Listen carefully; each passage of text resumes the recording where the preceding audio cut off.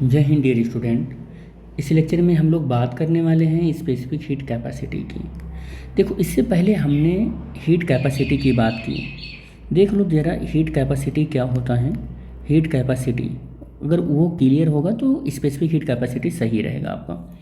देखो, हमने ये कहा कि ऑब्जेक्ट का अमाउंट कुछ भी हो, कोई भी ऑब्जेक्ट हो, 1 kilogram, 10 kilogram, 20 kilogram, 100 kilogram, 10,000 kilogram, ton, quintal, कुछ भी हो, उसके 1 डिग्री सेंटीग्रेड टेम्परेचर को बढ़ाने के लिए जो रिक्वायर्ड हीट है उसको हीट कैपेसिटी कहेंगे।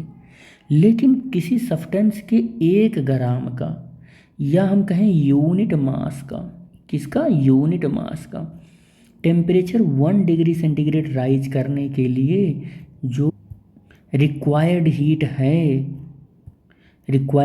है उसे हम स्पेसिफिक हीट कैपेसिटी कहेंगे।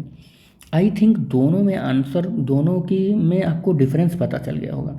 यहाँ पर मास का इन्वॉल्वमेंट टोटल बॉडी से है और यहाँ पर मास का इन्वॉल्वमेंट 1 ग्राम या यूनिट मास से है।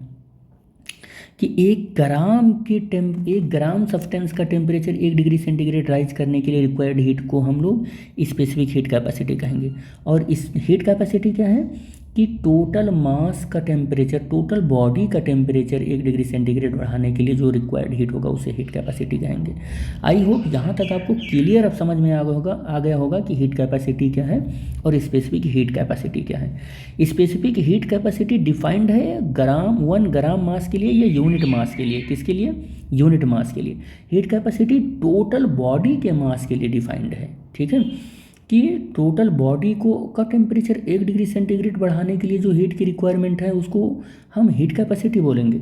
और यूनिट मास के टेम्परेचर को 1 डिग्री सेंटीग्रेड राइज करने के लिए जो हीट की रिक्वायर्ड है उसे 1 ग्राम, उसे 1 स्पेसिफिक हीट कैपेसिटी बोलेंगे। तो specific heat capacity of a substance is defined as the heat capacity per unit mass. Heat capacity per unit mass का मतलब है C'/m, और इसे specific heat capacity small C बोलते हैं। इसका मतलब C'=m/c हो जाएगा। यही तो हो जाएगा, m इंटू, सॉरी गड़बड़ हो गया, हाँ ठीक ये हो जाएगा, m/c हो जाएगा। और C' की वैल्यू क्या होती है? Q/ΔT/m/c। तो Q की वैल्यू क्या हो जाएगी? mc/ΔT। This is the formula of the absorb heat to raise the temperature 1 degree centigrade of the 1 gram of the mass. 1 gram mass का टेम्परेचर 1 डिग्री सेंटीग्रेड राइज करने के लिए जो हीट एब्जॉर्ब होता है उसका फॉर्मूला है Q=m/c/ΔT। Here m stand for the unit mass, c is stand for the specific heat of the particular substance and T is the temperature difference। ठीक है, ये हो जाएगा। The specific heat capacity of a substance की जो specific heat capacity है is amount of heat energy. वो एक ऐसा अमाउंट ऑफ हीट एनर्जी है जो रिक्वायर्ड होती है किसी बॉडी के लिए उसका टेम्परेचर, यूनिट मास का टेम्परेचर 1 डिग्री सेंटीग्रेड या 1 केल्विन बढ़ाने के लिए। या आप ऐसे कह दें कि 1 केल्विन या 1 डिग्री सेंटीग्रेड टेम्परेचर किसी यूनिट मास का बढ़ाने के लिए जो रिक्वायर्ड हीट होता है उसे हम स्पेसिफिक हीट कैपेसिटी बोलते हैं। क्या बोलते हैं? स्पेसिफिक हीट कैपेसिटी बोलते हैं। लेकिन हीट कैपेसिटी डिफरेंट है, याद रखना। यूनिट मास यहाँ लिखा हुआ है, यूनिट मास का टेम्परेचर 1 केल्विन या 1 डिग्री सेंटीग्रेड बढ़ाने के लिए जो रिक्वायर्ड हीट होता है उसे स्पेसिफिक हीट कैपेसिटी कहते हैं। ठीक है, ये याद रखना आप। SI unit of the specific heat capacity. SI unit की अगर हम बात करें तो Q=mc/ΔT होता है और C=Q/mc/ΔT होगा। तो यही तो है स्पेसिफिक हीट कैपेसिटी। तो ये Q है, ये Q यानी कि हीट एब्जॉर्ब्ड है, तो ये जूल हो जाएगा। और ये क्या है? ये है m और इंटू डेल्टा टी है। तो m का मतलब किलोग्राम हो गया, डेल्टा टी का मतलब डिग्री सेंटीग्रेड हो गया।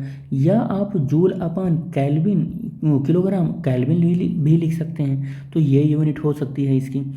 या आप ऐसे भी लिख सकते हैं, जूल की जगह पर कैलोरी लिख सकते हैं और किलोग्राम की जगह पर ग्राम लिख सकते हैं, डिग्री सेंटीग्रेड। या आप कैलोरी, ग्राम, केल्विन भी लिख सकते हैं, तो आपकी जो मर्जी वो लिख सकते हो।